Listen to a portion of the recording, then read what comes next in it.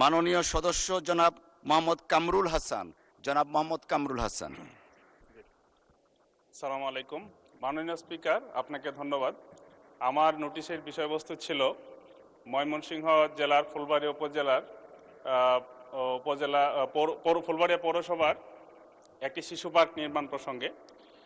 ফুলবাড়িয়া পৌরসভাটি প্রথম শ্রেণীর পৌরসভা হলেও সেখানে স্ট্রিট লাইট নেই, ড্রেনেজ ব্যবস্থা নেই এবং সেখানে রাস্তাও প্রায় 50% রাস্তা হচ্ছে কাঁচা। পাশাপাশি একটি রাস্তা যেটা দক্ষিণাঞ্চলে চলাচলের জন্য পৌরসভার মধ্য দিয়ে গিয়েছে, সে কারণে যানজট লেগে থাকে। এই জন্য আমি নোটিশ করেছি যে আমার পৌরসভায় আখালিয়া নদীর পার ঘেঁষে যে বিস্তর জায়গা, এই জায়গায় আমতলী থেকে সেই ভালুকজান ব্রিজ পর্যন্ত এই রাস্তাটি ওয়াকওয়ে নির্মাণ এবং পাশাপাশি এটার পার্শ্ববর্তী যে জায়গা রয়েছে সরকারি জায়গা, সেখানে একটি পৌর শিশু পার্ক স্থাপন করার মাধ্যমে পৌরবাসীর বিনোদনের সুযোগ করে দেওয়া প্রয়োজন। আমি মাননীয় এলজিইডি মন্ত্রীর দৃষ্টি আকর্ষণ করছি।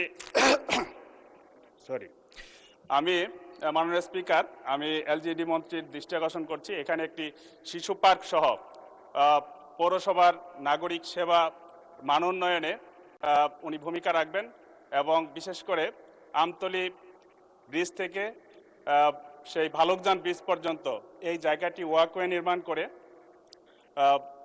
সৌন্দর্য বর্ধনের আমাকে সহযোগিতা করবেন। মাননীয় স্পিকার, আপনাকে ধন্যবাদ। ধন্যবাদ মাননীয় সদস্য। সাতক্ষীরা 4 আসন থেকে নির্বাচিত মাননীয় সদস্য জনাব GM নজরুল ইসলাম। ধন্যবাদ।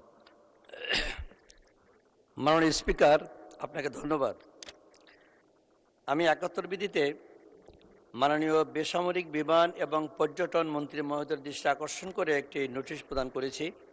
বিষয়বস্তু হলো, আমি প্রায় বলে থাকি আমার শ্যামনগরটা হলো বাংলাদেশের দ্বিতীয় বৃহত্তম উপজেলা এবং কোস্টাল বেল্ট উপজেলা, বানভাসী এলাকা। বানভাসী এলাকা হলো এখানে কিছু ঐতিহাসিক নিদর্শন রয়েছে। 1947 পূর্ব ব্রিটিশ আমলের রাজা প্রতাপাদিত্যের আমলের আমাদের শ্যামনগরের প্রপারে জমিদার বাড়ি কালের সাক্ষী হয়ে এখনো দাঁড়িয়ে আছে। এর পাশে যে বড় দিঘি পাড়ায় নহবতখানা, এটাও কালের সাক্ষী হিসেবে দাঁড়িয়ে আছে।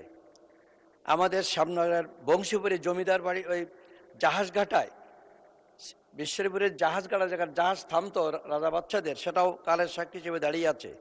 বংশীপুরের শাহী মসজিদ, কালী মন্দির এবং হাফসিখানা, এই কয়টা ঐতিহাসিক নিদর্শন এখন শ্যামনগরে দাঁড়িয়ে আছে, কিন্তু সে সংস্কারের অভাবে জনগণের দৃষ্টি আকর্ষণ করতে খুব বেশি পারে না, অনেক পর্যটক সেখানে যায়।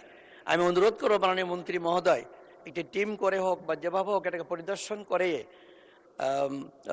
যে তার মন্ত্রণালয়ের মাধ্যমে এটাকে সংস্কার করবেন এবং ঐতিহ্য হিসেবে এটাকে সুন্দরভাবে গড়ে তোলার ব্যবস্থা করবেন। যেমন শ্যামনগরের জনগণের পর্যটন কেন্দ্র এলাকা, নদীর জঙ্গল এলাকা, সেখানেও লোক আসবে আর এখান থেকে অনেক পয়সাও অর্থ ইনকাম হওয়ার সম্ভাবনা রয়েছে। মাননীয় স্পিকার, আমি আহ্বান জানিয়ে আপনার ধন্যবাদ দিচ্ছি। আসসালামু আলাইকুম রহমতুল্লাহ। ধন্যবাদ মাননীয় সদস্য।